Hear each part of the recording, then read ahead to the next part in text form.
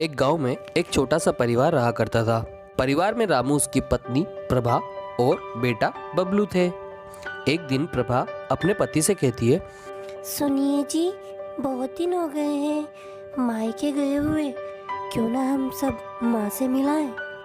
मुझे खेतों में कुछ काम है। ऐसा करो, तुम जाओ, मैं थोड़ा लेट आता हूँ। आपका तो हमेशा का यही बहाना है। ठीक है, लेकिन जल्दी आ जाना। अरे भगवान, फिक्र न करो, तुम आधे रास्ते तक भी नहीं पहुँचोगी और मैं आ जाऊंगा। और हाँ, बबलू का थोड़ा ध्यान रखना। प्रभा बबलू के साथ गांव से गुजरकर जंगल के रास्ते जा रही होती है। तभी एक पेड़ की डाल टूटकर प्रभा के सिर पे गिर जाती है। खून ज्यादा बहने की वजह से उसकी मृत्यु हो जाती है। रामू भी वहां पहुंच जाता है। बबलू रो रहा होता है और रामू यह सब देख उदास हो जाता है। उस दिन के बाद जैसे जिंदगी रुक सी गई हो।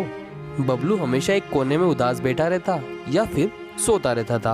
रामू इस बात से बड़ा परेशान था।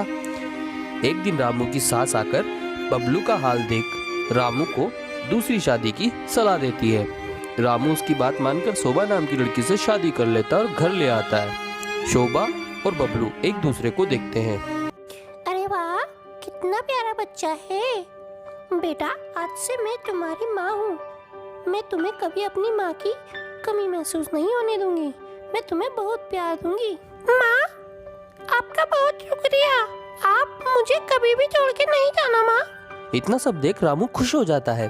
कुछ दिन बाद, अरे और राजकुमार, घर पे पड़े पड़े ही टुकड़े तोड़ते रहोगे या मेरा काम में हाथ बटाओगे? कब तक तुम्हारी गुलामी करती रहूंगी? चुपचाप से झाड़ू लेकर काम पर लग जाओ। आज तुमने झाड़ू भी नहीं लगाया है। बबलू रोने लग जाता है। उसी समय रामू यह सब कुछ देख लेता है। वह समझ जाता है कि उसने अपने ही बेटे की जिंदगी नर्क बना दी है। अब शोभा टेबल पर बैठी रहती और बबलू कमरे की सफाई करता। काम खत्म करके बबलू जब शोभा के पास आता, कर दिया काम, बढ़िया किया। अब खाना बनाना भी सीख ही जा। जा, दफा हो जाए यहाँ से। अपने बच्चे का दुख देखकर रामू भी बीमार रहने लगा था। अब बबलू रोजाना घर का पूरा काम करने लगा था। एक दिन बबलू अपनी माँ को याद करके रो रहा होता है। तभी वहाँ प्रभा की आत्मा आ जाती है। वह सब देखकर उदास हो जाती है, क्योंकि वह लाचार थी और न वह उसकी मदद कर सकती थी और न ही उससे बात कर सकती थी। वह गुस्से से भगवान के मंदिर जाकर, आज खुश तो बहुत होंगे तुम। मेरा बच्चा वहाँ दुख भोग रहा है। तुमने मुझे मौत क्यों दी? क्या तुम में कुछ दया बाकी है या फिर सिर्फ दिखावा के ही हो? तभी भगवान प्रकट हो जाते हैं। पुत्री, मैं तुम्हारा दुख समझ गया हूँ। किस्मत का लिखा कोई टाल नहीं सकता।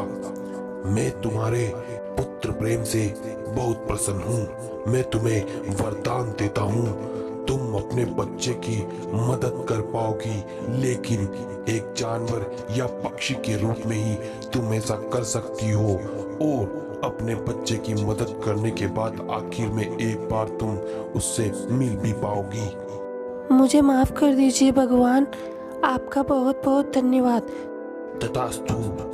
और वो गायब हो जाते हैं। अगले दिन जब बबलू से शोभा बात कर रही होती है, तभी प्रभा पीछे खड़ी रहती है।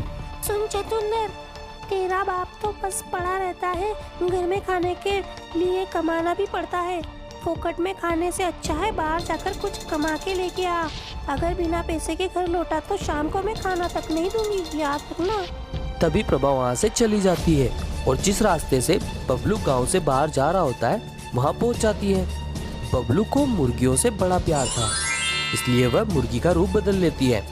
बबलू जब वहाँ से निकल रहा होता है तो उसको मुर्गी दिखाई पड़ती है। बेटा, मुझे भगवान ने तुम्हारी मदद के लिए भेजा है। मैं जादुई मुर्गी हूँ। मैं तुम्हें रोजाना एक सोने का अंडा दूंगी, लेकिन यह बात अपनी माँ को ना बताना। वह बबलू को सोने का अंडा दे देती है। बबलू उसको घर ले आता है। अगले दिन वह बबलू का सारा काम जादू से कर देती है और उसको एक सोने का अंडा दे देती है। शोभा सारा काम समय से पहले होता देख चौंक जाती है। अब रोजाना मुर्गी उसका काम कर देती और सोने का अंडा दे देती। बबलू खेलने भी चला जाता था। अब वह खुश रहने लगा था। इधर शोभा पूरा काम देखकर बड़ी परेशान होने लगती। एक दिन जब मुर्गी सोने का अंडा देती है तो उसी समय शोभा सब कुछ देख लेती है। वह मुर्गी को दूसरे कमरे में रखकर बबलू को धमकाने लगती है। अब समझ में आया रोजाना इतने पैसे कहाँ से आते थे। सोने का अंडा तो बहुत महंगा बिकता है। बता बाकी के पैसे कहाँ हैं? मुझे सब चाहिए। यह मुर्गी तो मैं अपने पास रखूंगी, लेकिन पैसे भी तो चाहिए मुझे। इतना कहकर वह जैसे ही बबलू को मारने लगती है, मुर्गी आ जाती है। रुक जाओ। शोभा चौंक कर पीछे देखती है और मुर्गी विशाल रूप ले लेती है। शोभा डर के मारे वहां से भाग जाती है। जैसे ही वह आधे रास्ते तक पहुंचती है, मुर्गी उसके पीछे से आकर जोर से धक्का देती है। वह उड़ती हुई इस दुनिया से न जाने कहां चली जाती है, फिर कभी लौटकर नहीं आती। अब वह घर आ जाती है और रामू और बबलू के सामने अपने असली रूप में आ जाती है और अपनी पूरी कहानी बताती है और फिर उसके बाद अपनी दुनिया में लौट जाती है।